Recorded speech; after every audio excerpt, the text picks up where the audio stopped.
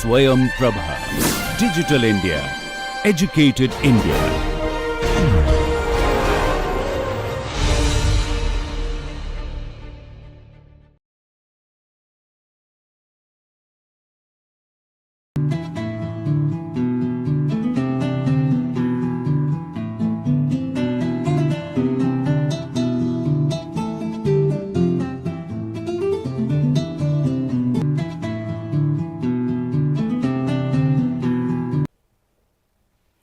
Namaskar. Now we will be moving on with our next lecture, which is lecture 35 in our course on sales and distribution management, and we shall be continuing with the previous topic, which is management of sales territories.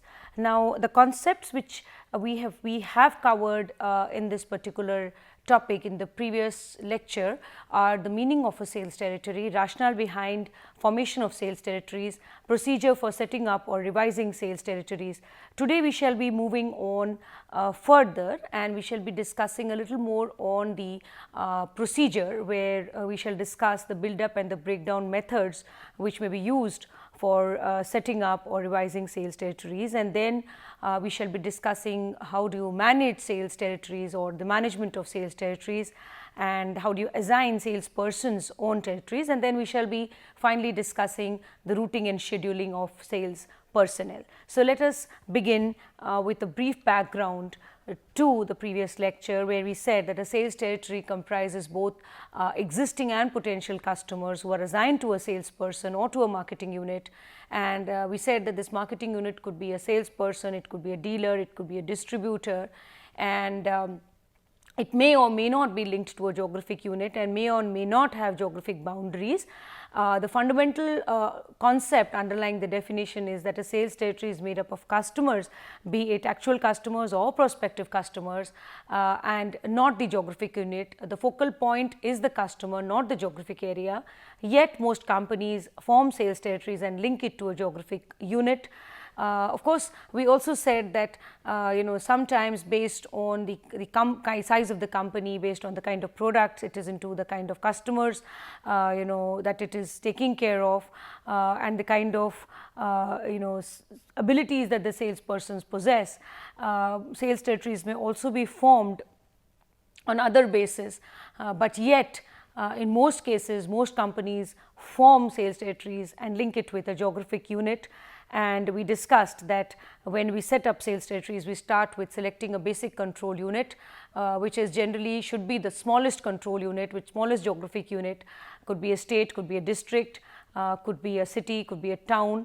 We also said that while these are all basic units, we should generally go for choosing the smallest unit, because calculating a sales potential in the smallest of units is easier. It is easy to calculate, and also if any changes are required, any revisions are needed while forming territories, they can be easily adjusted. The second point, we said that we need to determine the location and potential in each of the territories, and then third, we said that we come up with a tentative territory design based on the build up method and the breakdown method, and then finally we make adjustments to the territories, keeping in mind the the unique characteristics which territories may possess, keeping in mind the challenges and complexities which may differ from territory to territory, and also keeping in mind the workload or the sales potential that exists in those different territories, because the objective here is to ensure is to equalize workload, is to equalize sales potential. So, while we were doing this, we mentioned in the previous lecture that when you set up or revise sales territories, we use two methods, which is the build up method and the breakdown method. We will first talk a little bit more on the build up method, and then we will come to the breakdown method. Now, we discussed earlier that when we talk of the build up method, it is based on the premise that the workload of salespersons must be equal. Salespeople we have to formulate and build up on the control units, but keep in mind that the workload of salespeople is equalized. We did discuss that salespersons always and always would want equitable distribution of workload, and because if workload is not equitably distributed, it can lead to demotivation among sales force. And so the build up method is based on this premise that the workload that a salesperson has compared to another must be the same. They must have equal workload. So how do you go about building a territory based on the build up method? First and foremost, you decide on the call frequencies which are to be made on yearly. So what are the number of calls, total number of calls which must be made on an annual basis, and then you calculate the customer calls to be made in each control unit. Or here control unit could mean the town or the city or the district, and then you estimate the workload capacity of a salesperson. Now the workload capacity of a salesperson is calculated by multiplying the average number of calls a salesperson can make in a particular day by the total number of working days in a year. So this would again this time required for each call again will vary from account to account. It would vary from customer to customer type. It would vary whether it's a service selling or a developmental selling. Service selling means when you are actually selling to existing customers. Developmental selling means when you are selling to to prospects who have not yet become your customers. Also based on whether you categorize them as A, B or C in terms of the sales and profit potentials, the amount of time that you will have to spend on each call will vary. So this is something which needs to be taken care of, that while we decide on the call frequencies to be made and when we calculate the customer calls to be made in each control unit, we must also estimate the workload capacity of a salesperson, and the workload capacity of a salesperson would be multiplying the average number of calls that he can make in a day by the total number of working days in a year, and this would also mean that you have to calculate the amount of time that would be required to make calls. So this would vary from account to account. The next step is to fix tentative territories, and this again involves grouping control units adjacent to each other or neighboring each other, such that the number of calls to be made in the control units in a year equals the number of calls that a salesperson can manage to make, because we are talking about how many working hours does he have, how much of time does he need to spend on each call, and accordingly you have to decide that the number of calls made in a control unit in a year should equal the number of calls that he can actually manage to make. And then after you've fixed the tentative territories, you decide on the final territories, and especially this particular step becomes very relevant and very important when it is realized that adjustments are required because the salesperson's workload is not equal. So this would mean addition or removal of control units, adjacent control units or neighboring control units, so that the workload for each of the salesperson becomes equalized. So this is the build up method for deciding on sales territories. You start with the call frequencies to be made yearly, you calculate the number of calls to be made in a control unit, and you estimate the workload capacity of the salesperson, keeping in mind the average number of calls that he can make in a day by multiplying it with the number of working days he has. And then again this would need an adjustment because the time required to make sales call to different categories would vary, and then you fix the tentative territories, and then you decide on the final territories by grouping them, grouping adjacent control units, so that even if you actually combining small control units, adjacent control units, so that the sales territory which ultimately gets derived has an equal workload compared to the next or the other territories. So this is the build up method. We have another method which we use to decide on the sales territories, and this is the breakdown method. Now this is based on the premise that the sales potential of territories must be equal. Again, going back, if you remember in the previous lecture we had spoken that sales personnel also desire that they should have equal opportunities for earning sales, which would mean that there must be some kind of equitability with respect to the sales potential of territories. So what is the majorly to be kept in mind here is the sales potential of territories is equalized, so that everyone has an equal opportunity to generate sales and to earn incentives and rewards. So how do you go about deciding on sales territories based on the breakdown method. First and foremost, you decide the company's sales potential for the total market, and then you calculate the sales potential for each control unit. The sales potential for each control unit would be calculated by multiplying the total sales potential of the company by the multiple factor buying index of each control unit. So, that will give us the sales potential for each control unit, and then you must estimate the sales volume expected from each salesperson, so that the profit so that ultimately profits can be earned. So, this would be based on the sales, on the costs and the profitability analysis, and thereafter you fix the tentative territories, which would mean that you are grouping control units adjacent to each other or adjoining each other in such a way that the sales potential of each territory equals to or is greater than the sales volume expected from each salesperson. So, you do that to see that the efforts of the salesperson do not go in vain. He has opportunity to sell more, and he can actually manage to sell more. So, you will group control units adjacent to each other such that the sales potential of each territory equals to or is greater than the sales volume which can be generated by the salesperson, and then you decide on the final territories. So, this again you may have to decide, or you need to decide on the final territory when you realize that the adjustments are required, because the sales potential in each of the territories is not equal, or different selling efforts are required, which would mean that the salesperson has to spend more time, and it would also sometimes happen that there is huge competition, and so the selling method and the selling style that is required is different. So, you decide on the final territories, keeping in mind the fact that there must be an equal sales potential, and this would mean addition or removal of control units or adjacent areas till the equal sales potential is realized, so that ultimately the sales potential in the different territories is same or is equal. Now, after this, what we come to is the management of sales territories. Now, once sales territories have been defined, once they have been formed, the next step is to assign salespersons to those territories. Now, while allotting a particular territory to a salesperson, or while allocating salespersons to their respective territories, sales managers must keep in mind the KSAs of their sales personnel.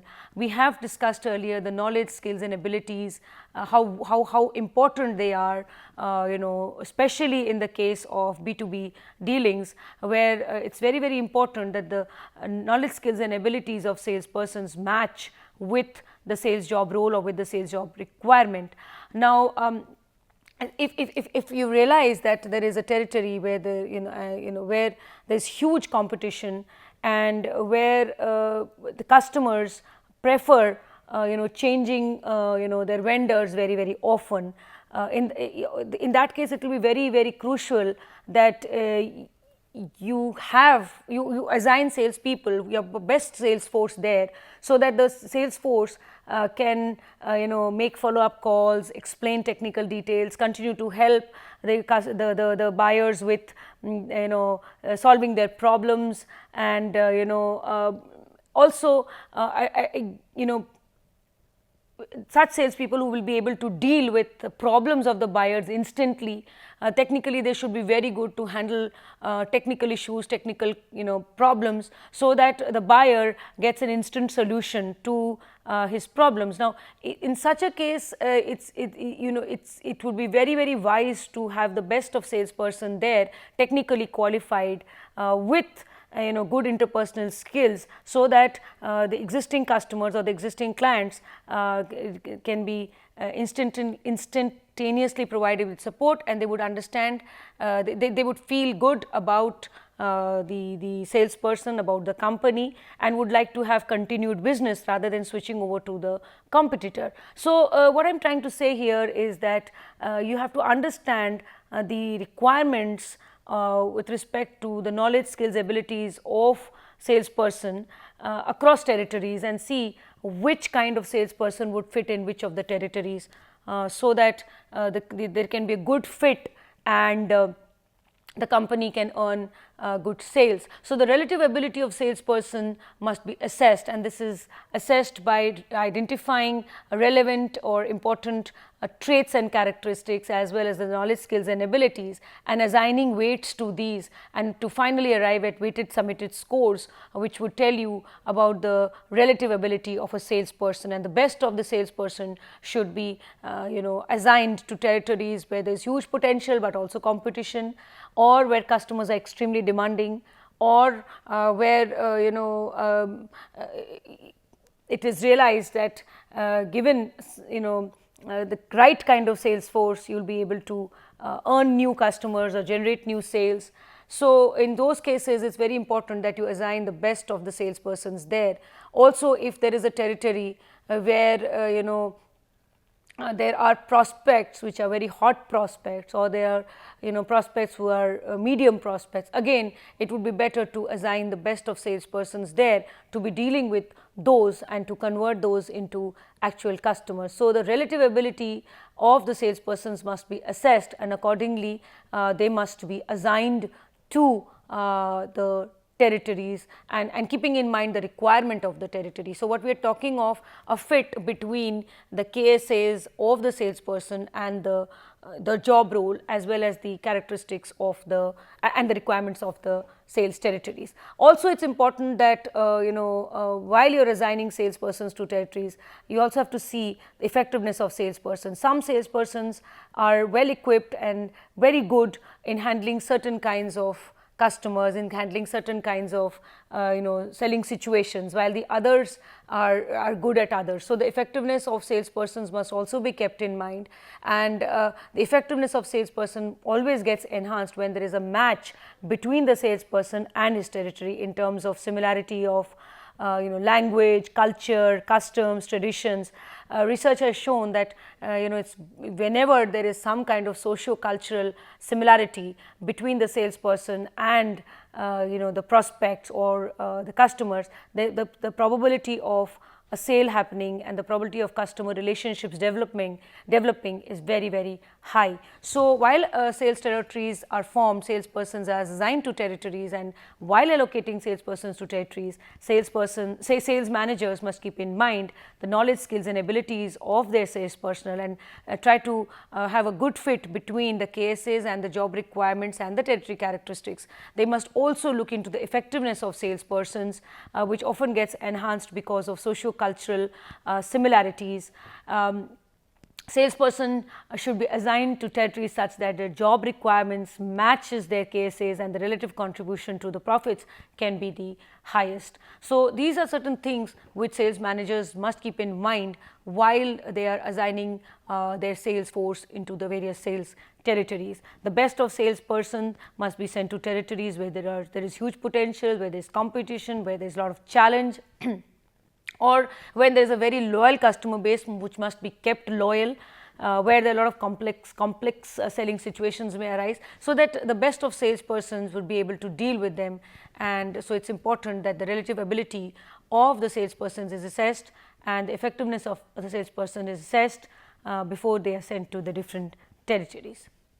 Now, a good territory management helps salespersons maximize sales, minimize costs in terms of time, in terms of money, and this would lead to healthy profits. And so, sales managers need to address two very, very important issues, which is routing and scheduling, which we shall be discussing shortly. The manner in which salespersons plan their routes or schedule their sales calls, and the way in which they manage their time for both selling and non-selling activities is a major determinant of profitability.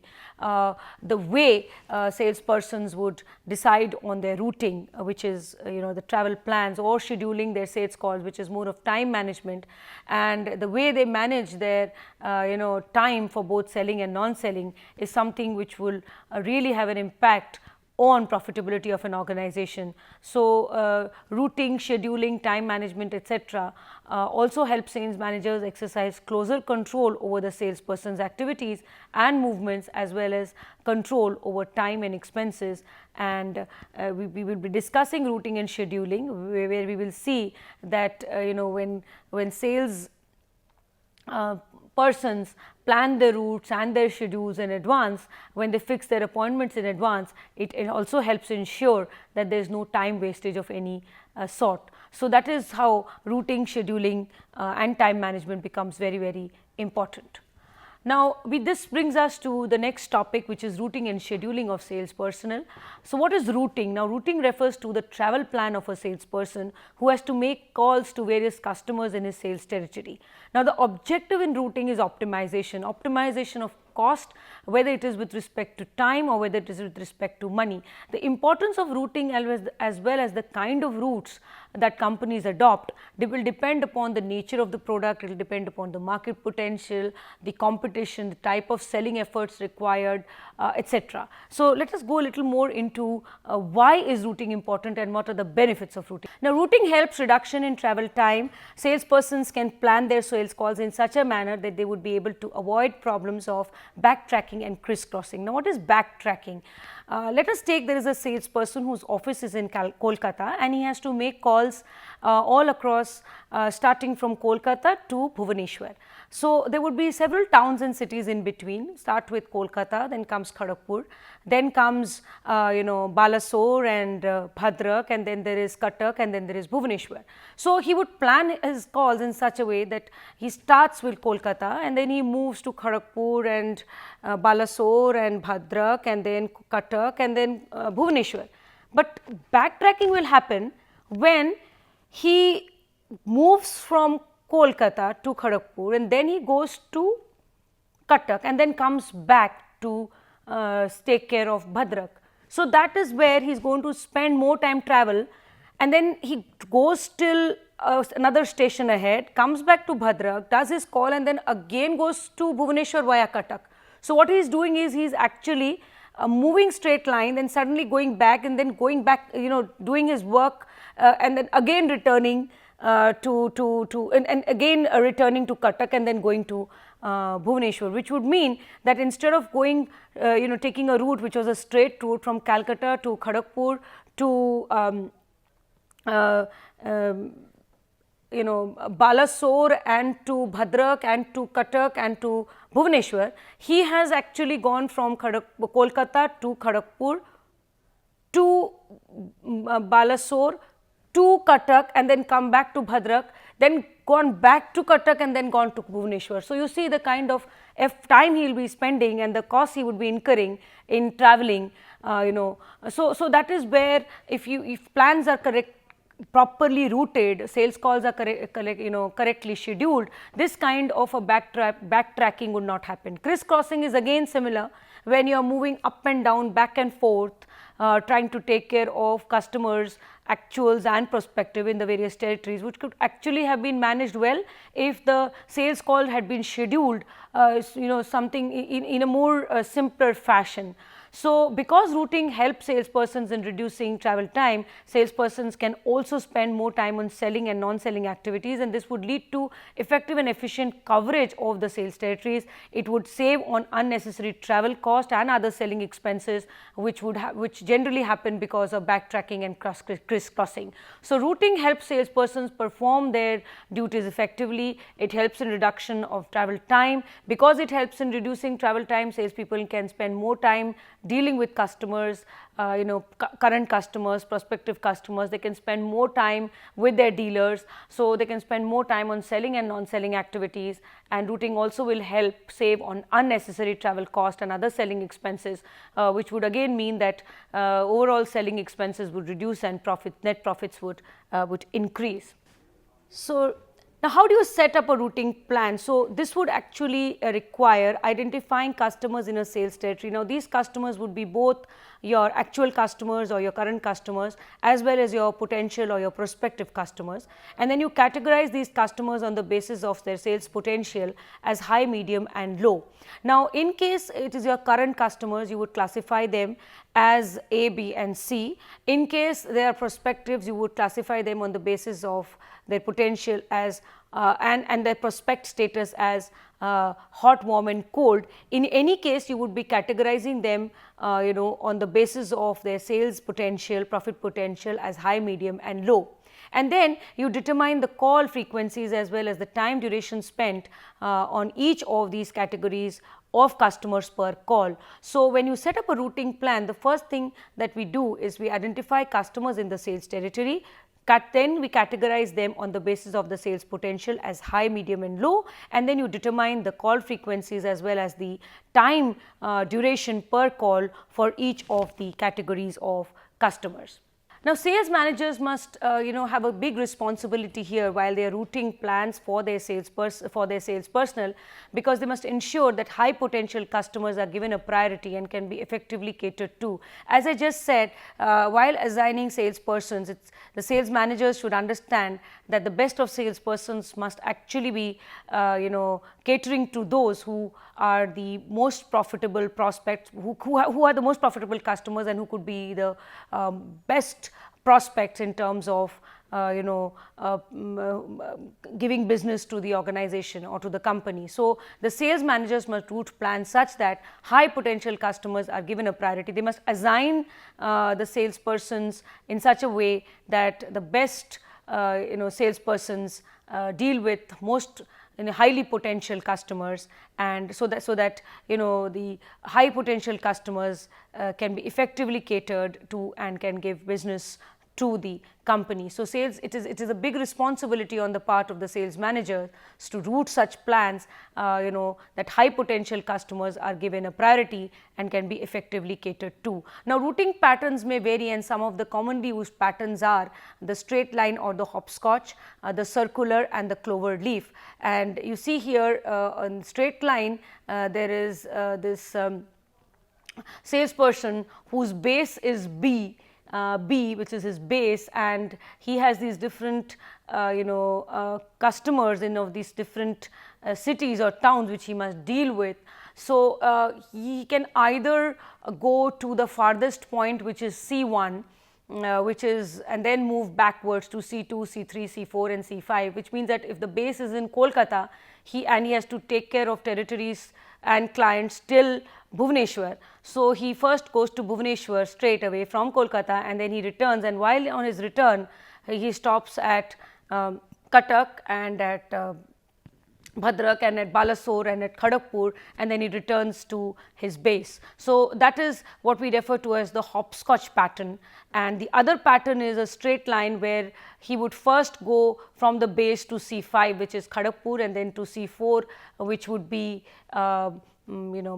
Balasore, and then C3, which would be Bhadrak, and C2, which would be Cuttack, and then C1, which would be Bhubaneswar. So, these are two formats, starting with the farthest and then returning is the hopscotch, and going one by one in a particular direction from the home base to the next, to the next, to the next, and would be the straight line. Then we have the circular pattern, and then we have the clover leaf, and as far as the circular pattern is concerned and the clover leaf is concerned, they are again little complex in nature, and we will be discussing this. The source of this particular figure is Havaldar and Kawale, Sales and Distribution Management, 3rd edition, 2017, McGraw-Hill. Now, coming to the circular pattern, as the name goes, the person moves in a circle. He starts with the home base and he makes calls around and around and around, and then he moves round and then reaches the point from where he started, and then he reports to his home base. And then we have the clover leaf, where again he starts from the base and then complete in a circular fashion. So, in the circular pattern, the salesperson moves in a circle. He starts from his base and moves in a circle, making calls to customers one by one and ending it at the base.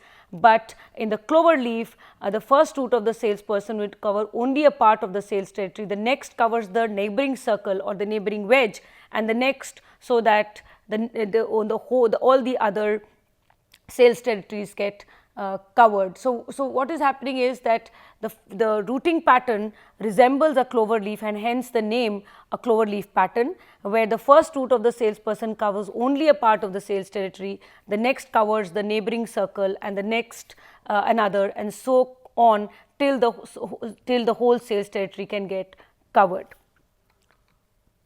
Next is scheduling. Now, scheduling refers to planning customer visits and allocating time to such visits. Sales managers play a major role in helping salespersons schedule their activities. They identify major selling and non-selling activities that salespersons must perform. They also specify the time that the salespeople must spend on these activities, and so that the salesperson's efforts can bear fruitful results. Now, territory scheduling or time allocation requires the sales managers consider the following: the number of customers in the territory, the number of sales calls required, the frequency of the calls, the time or the duration spent on each call, time required for travel, etc. So, the time allocated for sales call to be made on customers all depends upon the type of the customer, the sales potential of the customer, ABC in the case of current customers, hot, warm and cold in the case of prospects, and the service, whether it is service selling or whether it is developmental selling, and the selling methods and the selling style required. So, with this we come to an end of this particular lecture. These are the references, and this brings us to an end of the 5th lecture on the 7th module of the course. I hope you found this lecture beneficial. Thank you.